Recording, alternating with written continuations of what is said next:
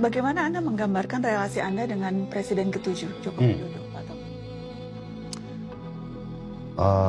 Ini kesempatan baik untuk meluruskan sesuatu yang salah saya sih.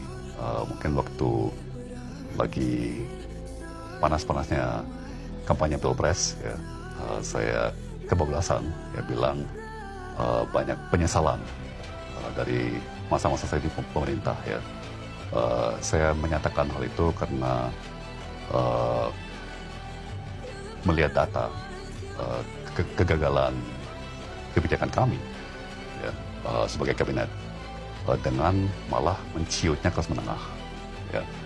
Jadi tujuan semua negara yang mau sejahtera secara berkelanjutan adalah membangun sebuah kelas menengah yang tebal dan kuat, ya.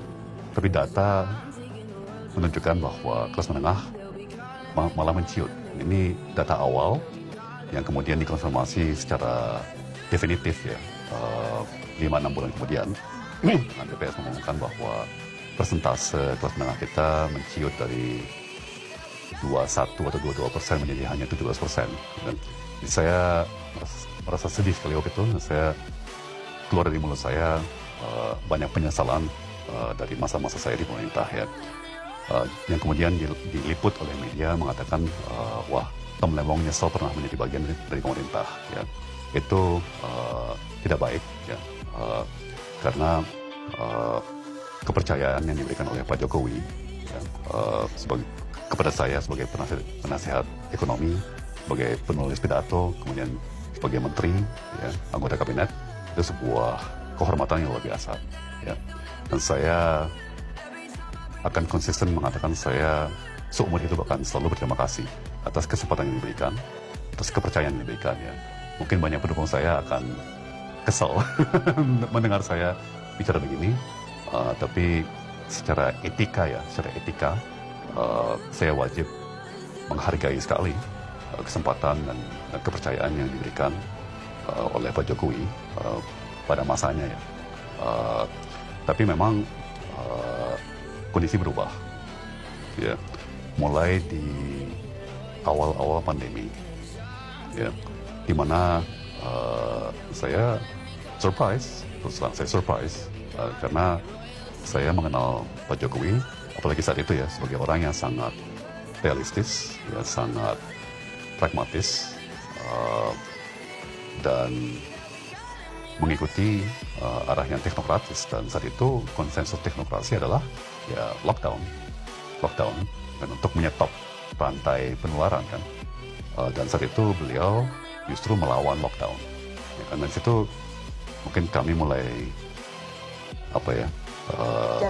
berjarak. Itu istilah yang sangat baik, ya, mulai berjarak. Tapi tetap baik. Jadi itu awal pandemi, tentunya awal 2020, kan. 2021, 2022, bahkan 2023, hubungan saya dengan Pak Jokowi masih baik, komunikasi masih lanjut. Saya masih sempat membuatkan pidato buat beliau, meskipun sudah tidak lagi di pemerintahan, ya. Dan setiap Idul Fitri, saya masih masuk dalam list orang yang dikirimin makanan sama Pak Presiden sampai 2023. Acara pernikahan kawinannya Mas Kaisang di Solo, saya masih diundang juga, ya kan.